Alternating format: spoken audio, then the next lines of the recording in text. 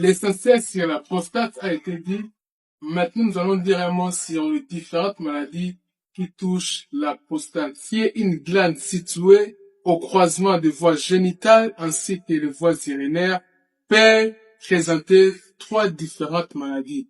Donc, nous avons premièrement la prostate volumineuse appelée hypertrophie bénigne de la prostate, deuxièmement la prostatite qui est une inflammation de la prostate, ainsi que la troisième maladie, c'est le cancer de la prostate qui est le chef de file.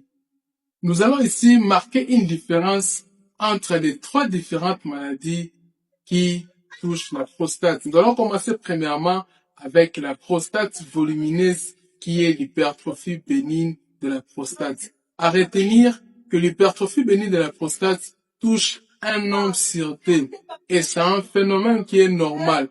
Rappelez-vous, nous l'avons dit avec la première partie de la vidéo réalisée que l'hypertrophie, la prostate augmente avec l'âge. Au fur et à mesure qu'un homme grandit, c'est de la même manière que la prostate prend du volume. Et l'hypertrophie bénigne de la prostate, c'est un phénomène qui est normal. Cette augmentation du volume de la prostate sera favorisée par une enzyme appelée la 5-alpha-réductase. Ici, nous allons offrir un pain à tous les étudiants de la médecine et voire même ceux qui font les sciences humaines à retenir que cette augmentation du volume de la prostate qui est favorisée par cette enzyme appelée la 5-alpha-réductase, cette enzyme va convertir la testostérone en dihydrotestostérone, qui est la forme active de la testostérone. La dihydrotestostérone va stimuler la croissance de la prostate, ce qui va favoriser son augmentation, comme dans les cas de l'hypertrophie bénigne de la prostate. Mais concernant la deuxième maladie qui touche la prostate appelée la prostatite, qui est l'inflammation de la prostate, retenez ici aussi que un homme plutôt sur deux sont atteints de la prostatite. Mais concernant la prostatite, nous avons deux formes. Nous avons la forme aiguë ainsi que la forme chronique. Et ce problème est favorisé par le microbe, par les bactéries, ainsi que l'inflammation. Donc, retenez l'origine de la prostatite peut être bactérienne ou soit inflammatoire. Faisons alors un mot avec la dernière maladie, le chef de file de toutes les trois maladies, le cancer de la prostate. D'ailleurs, c'est le sujet que nous serons en train de toucher en profondeur tout au long de ce mois de novembre. Le cancer de la prostate est à différencier avec l'hypertrophie bénigne de la prostate ainsi que la prostatite. Ici, nous devons retenir que un homme sur 7 est atteint du cancer de la prostate. Son incidence augmente avec l'âge. Heureusement, le cancer de la prostate est dépistable.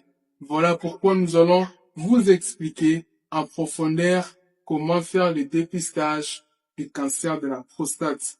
Mais pourquoi nous prenons ensemble ces trois maladies? Vous allez remarquer que les trois maladies présentent presque le même signe.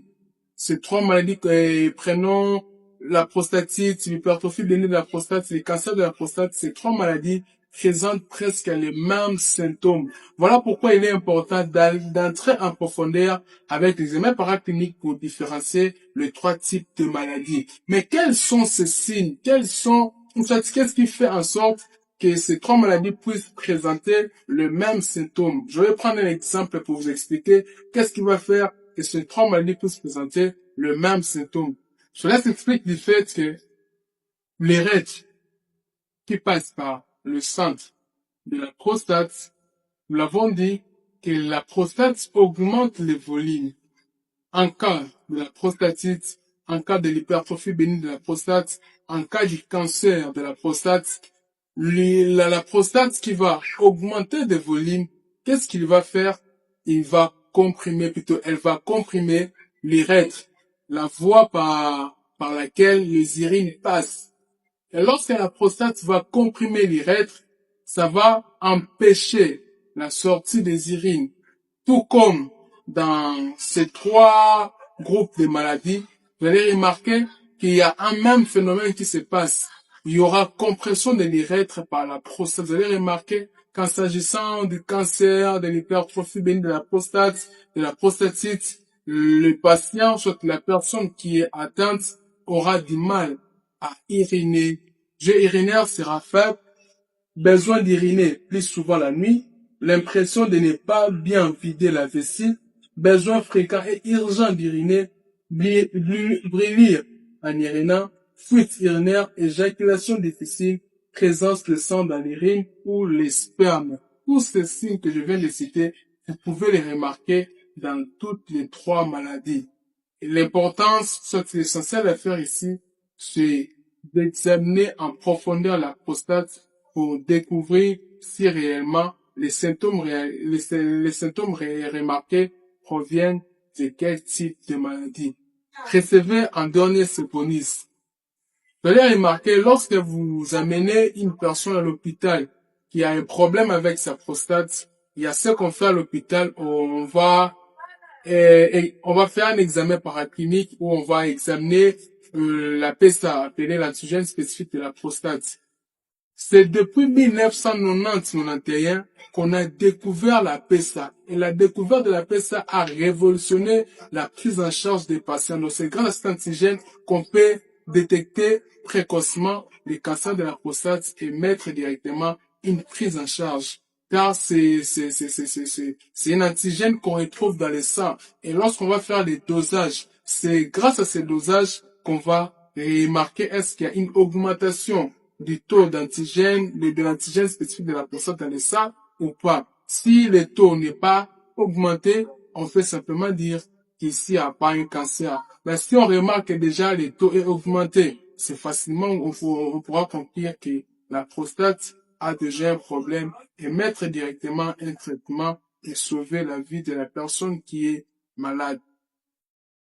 Voilà ce qui était réservé pour cette deuxième partie concernant les différentes maladies qui touchent la prostate. C'était Mavomba Academy.